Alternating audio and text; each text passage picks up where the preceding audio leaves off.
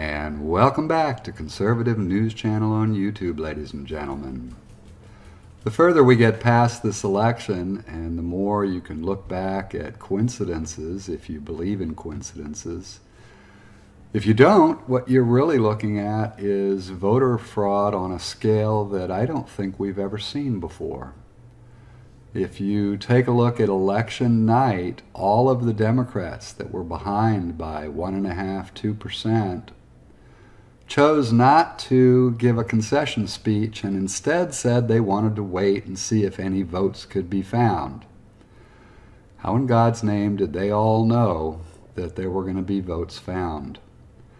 I think the only Democrat that did concede was Governor Gillum, and he later retracted that. But all of the open house seats that we've been waiting for confirmation on a winner, we have been watching votes being found and flipping those races blue. Democrats winning. It seems every time we find votes, they're 90-95% Democrat, 5 to 10% Republican. Even in districts that vote 65-35, 65 Democrat, 35. Why don't these found votes match the district average? I don't get it. Anyway, in California now we're seeing a few more of the uncalled seats flipping away from the Republicans because of found votes.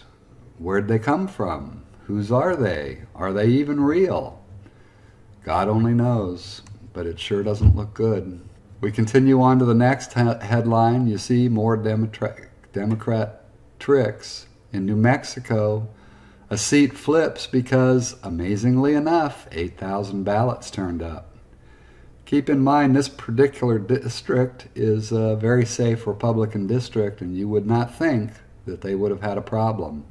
We continue on. You got Fulton County now showing massive duplicate ballots and rejected ballots, non-citizens trying to vote. Those votes have been counted, ladies and gentlemen. That's the amazing thing. We don't want to disenfranchise an illegal vote, do we? Then we move on and we find out in South Florida, believe it or not, one of the rental cars that was used to haul ballots on election night was turned in with 2 boxes of provisional ballots. Now keep this in mind. This was a Democrat operative that had worked directly with Gillum who left these in the back of the car. What my question is, were they all Republican ballots? Because we've known in South Florida that for some reason Democrat ballots appear out of thin air, but Republican ballots disappear the same way.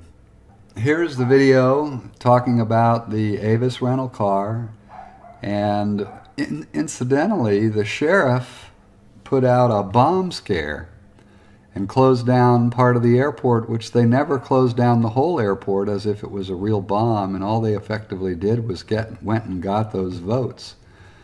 So was that bomb scare a ruse to keep the media from reporting that boxes of ballots were now found in an airport rental car in Miami? Ladies and gentlemen, the frustration for everyone, I think nationwide, should be very high over this election. There are a variety of inconsistencies that just continue to baffle the mind. Democrats here in the state of Florida were actually filing suit and arguing that illegal residents of this state should be allowed to have their vote counted. Amazing. If they were GOP voters, do you think they would have wanted the GOP saying that illegal immigrants' votes should be counted? Heck no. We've got so many inconsistencies. Some of them I detailed in my last video shortly after the election. But as the week progressed, what we've watched in Florida is over 80,000 votes materialize out of nowhere. And as a result, we got a call from Trump today basically saying we should halt the recounts and accept the election night because the bad ballots have now been mixed in with the good ballots, and it's going to be impossible to tell what's correct and what's not. So it seems to me the likely thing here is turn the election over to the Democrats in Florida or go back to election night. One of the things I wanted to bring up before I let go of this video is there is rumor, and it's coming from multiple sources, that this election was allowed to go through with all the voter fraud so that the voter fraud could be caught.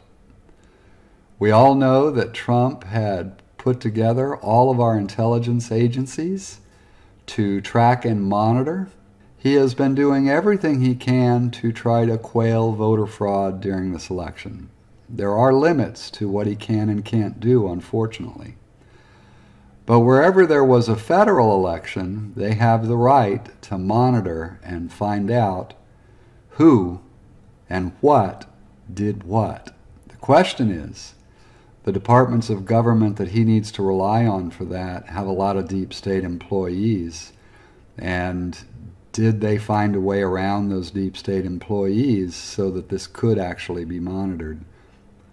The only way we're going to know this is true, or if it's true, is once the very last election has been called and there are no more outstanding. Then, if there was any voter fraud detected based on what they had done or what they had accomplished, we'll later find out, based on court filings, them going after individuals. The odds of that, in my opinion, are very low just based on the history of the United States. But at the same time, this is a president that promised he was going to try to get rid of voter fraud in America. And if that's the case, I think what we would have seen on Election Day was a red wave, but instead we had a red wave hit a dead voter blue brick wall, and that those dead voters have been materializing in large numbers after the election, and those votes should have never been counted.